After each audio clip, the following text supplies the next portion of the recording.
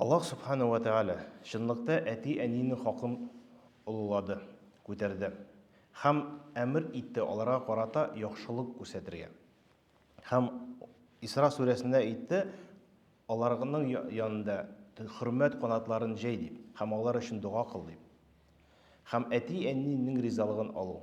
Пәйгамбәрбез саллаллаһу алейхи ва саллям әйтте, Аллаһта ризалыгы әти-әнинең ризалыгында яшерелгән дигән. Яни без әти-әнинең ризалыгын алабыз икән, иншалла Аллаһта ризалыгына ирешәчәкбез. Һәм әти-әнигә яхшылык күрсәтү иң зур гамәлләрдән берсе. Пәйгамбәрбез саллаллаһу алейхи ва саллямнан сорагач, бер сахаба сорады: "Я Расулуллах, айул аъмалу афдал?" Иң хәерле гамәл нинди дигәч, Пәйгамбәрбез саллаллаһу алейхи ва саллям әйтте: "Ас-салату алал вакт." Үз вакытында укылган намаз иң хәерле гамәл. Моннан соң ни дип сорагач, сахаба Пәйгамбәрбез саллаллаһу алейхи ва саллям әйтте: "Бирул валидейн." Әти-әнигә яхшылык күрсәтү диде. Һәм моннан соң нәрсә дип сорагач, "Җихаду фи сабилилла" ди. Аллаһ юлында тырышу диде. Ягъни әти-әнигә яхшылык күрсәтү. Әти-әнинең ризалыгын алу иң олы гамәлләрдән, ягъни намаздан тыш иң хәерле яхшы гамәл дип Пәйгамбәрбез саллаллаһу алейхи ва саллям әйтте. Һәм шулай хадистә килә, алар әти белән әни сезнең җәннәткә ике ишегез. Ике ишек. Ягъни ризалыгын аласың икән, җәннәткә керәчәксең. Бу мөмкинчелек, форсат.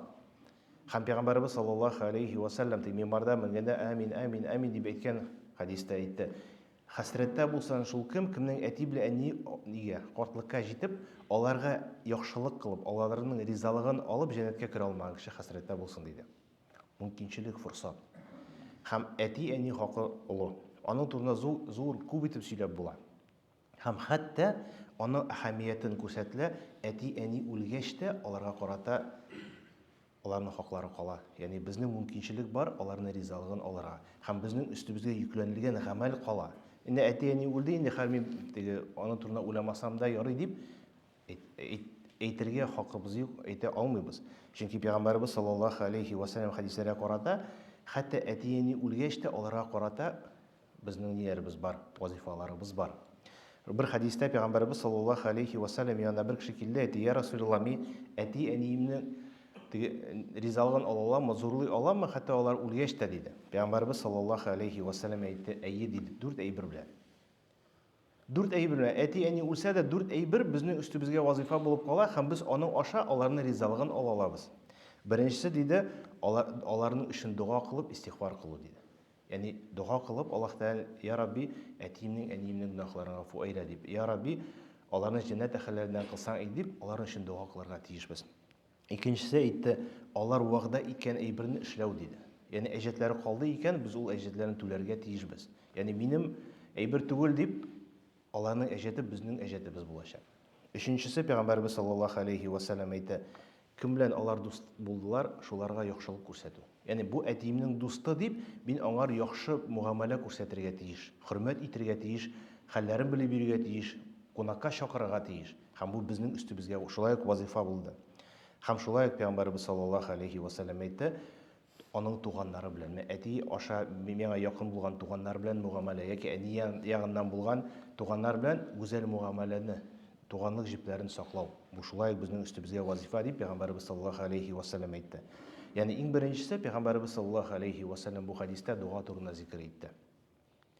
Теге гадәттә менә әтиемнең 1 елы узды дип мәчеткә килү түгел. Уйлап карыйк, әтием исән булса, әнием исән булса, елга бер мәртәбә генә хәлләрен белеп йөрсәк, без нинди бала булыр идек? Әти белән әниемнән риза булыр идеме? Әтиләр, әниләр авырлык аша безне тәрбияләделәр, үстерделәр. Нинди авырлык аша? Инде без үзебезне теге шын мусульман дип саныйбыз икән, инде кимендә 5 вакыт намаздан соң кулларыбызны күтәреп, әти-әниемнең гөнаһларын гафу әйлә дип, инде Аллаһтан көн саен сорарга тиешбез. Елга бер мәртәбә генә түгел, о, искә төште, әниемнең 1 елгы икән дип мәчеткә бару түгел. 5 вакыт намаз укып, 5 вакыт намаздан соң кулларны күтәреп. Моннан тыш сорап Аллаһ Тәгаләдән: "Я Рабби, әтиемнең гөнаһларын гафу әйлә" дип сорарга тиешбез. Һәм бу мөмкинчелек. Пәйгамбәрбез саллаллаһу алейхи ва саллям әйткәнчә, кеше үлеп киткәч, 3 җирдә генә әҗере килеп тора. Җария садакасы, үзебезнән калган гыйлем һәм өченчесе салих бала. Әтиемнең, әниемнең гөнаһларын гафу әйлә дип дуа кылучы салих бала диде Пәйгамбәрбез саллаллаһу алейхи ва саллям.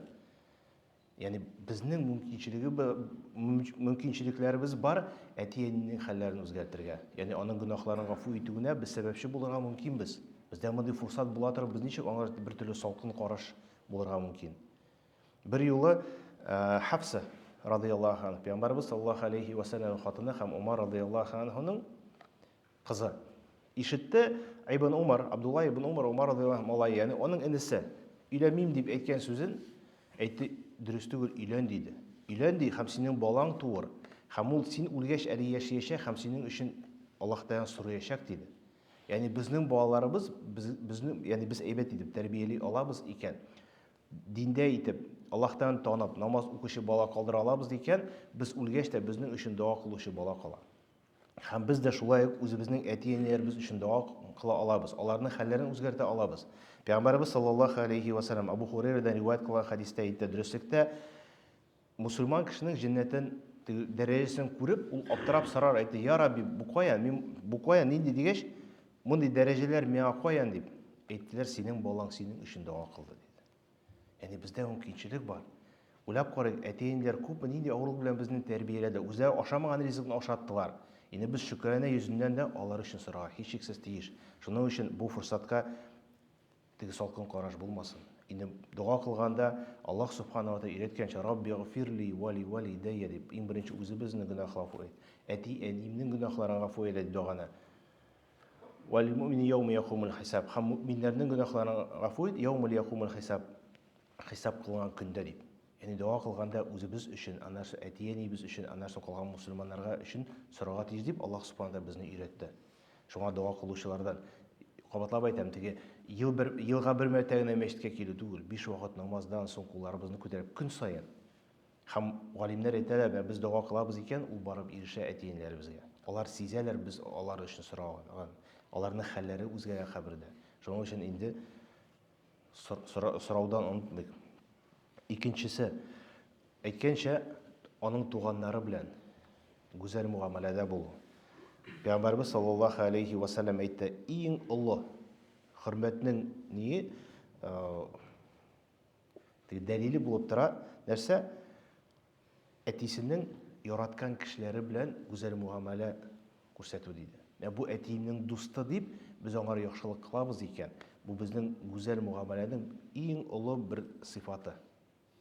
Әти үлде инде, аның дуслары күбәйде дип, хәтта Пәйгамбәрбез саллаллаһу алейхи ва саллям Хадиҗа радиллаһу анһа ярата иде һәм аның мәхәббәте нәрсәгә китерә иде, дәлиле нәрсә иде? Хадиҗа радиллаһу анһа дусларына ул яхшылык күрсәтә иде. Шуңа шикелле безнең дә әтиебезгә булган, әниебезгә булган мәхәббәтебез киресенчә аның дусларына яхшы гүзәл муамаләгә китерергә тиеш. Һәм бу шулай бу дәлил булып тора, безнең үстебезгә вазифа булып тора. Һәм кабатлап әйтәм, әти үлгәч тә бу безнең үстебезгә кала. Шуңа аның дусларын, аның танышларын, ул яраткан кешеләргә яхшылык күрсәтү бу безнең үстебезгә йөкләнелгән бер вазифа. Өченчесе, аларның әҗетләрен түләү. Бу әтинең әҗете минеке түгел дип әйтә алмыйбыз. Пәйгамбәрбез саллаллаһу алейхи ва саллям бер кешегә әйтте: баланың малы һәм үзе, яки үзенә әйтте, малайына әйтте, син һәм синең малың әтинең ни дип. Әтинеке диде. Бу минем малым дип без әйтә алмыйбыз. Безнең малыбыз да, без үзебез дә әтинеке. Әти теле икән, ала, аның хакы.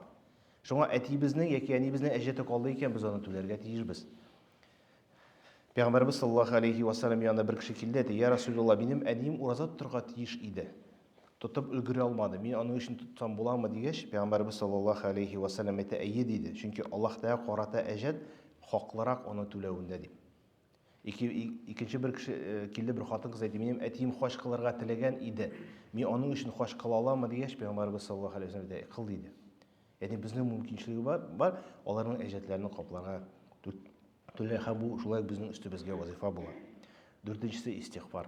Яғни һичшиксез Аллаһта әти-әнимнең гөнаһларын гафу әйлә дип, без гел Аллаһтан сорарга тиешбез. Һәм шулай моның турында Пәйгамбәрбез саллаллаһу алейхи ва саллям зикр итте: дуа кыл һәм истигъфар кыл диде. Шулай садака бирү, әтиебез, әнибез өчен садака бирү, бу шулай әти-әниләребезгә ирешә. Бар икән мөмкинчелек, без әтиебез исемендә, әнибез исемендә садака бирәбез һәм ул шулай һичшиксез ирешә. Peygamberimiz sallallahu aleyhi ve sellem yana bir kişi keldi, ya Resulullah, benim әнием тиз үлеп китте. Тик васият әйтеп өлгермәде. Мен аның өчен, валакин васият әйтергә мөмкинлек булса, васият итеп әйтергә, садака бирергә. Мен аның исеменә садака бирсәм буламы диде. Пәйгамбәрбез саллаллаху алейхи ва саллям әйтте, була диде. Икенче bir риваятта bir кеше килде, я Расулулла, мен әнием өчен садака бирсәм буламы, ирешәме дигәч, Пәйгамбәрбез саллаллаху алейхи ва саллям әйтте, була диде. Һәм нинди иң хәерле садака дигәч, ул әйтә кешеләргә су эчерт диде. Шишмә ясыйсыңмы, су эчертәсеңме, иң хәерле садака шул дип аңлатып бирде. Һәм аңларга тиешбез. Пәйгамбәрбез саллаллаху алейхи ва саллям әйтте: Сезнең әтиегез, әнигезгә карата булган мугамәләне сез үзегезнең балаларыгызда күрәчәксез диде. Без үзебез 5 вакыт намаздан соң әтием, әниемнең гөнаһларын гафу әйлә дип сорамасак, бала шуны күреп үсми. Хәтта шунда да бу Аллаһ Тәгалә гадел, ул бары кайтарачак аны. Валакин хәтта менә шул әйбердә дә без елга бер мәртә генә улыбыз белән килеп мәчеткә килеп әтиебезне, әниебезне искә алып дуа кылабыз икән, без кабердә булганда балаларыбыз да шул елга бер мәртә килерләр, килсәләр дә.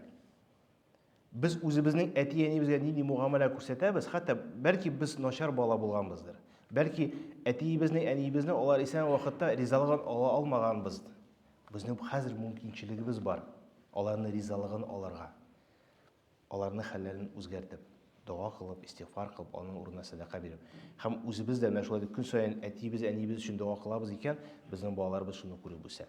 Һәм иншалла бездә өмет уяна, бездә үлгәч, үзебез кабребездә, үзебез генә калган вакытта балаларыбыз да безне шул елга бер мәртәбә түгел, көн саен искә алып, безнең өчен дуа кылучы, гафу итүче, безнең өчен садака бирүчеләр булуын.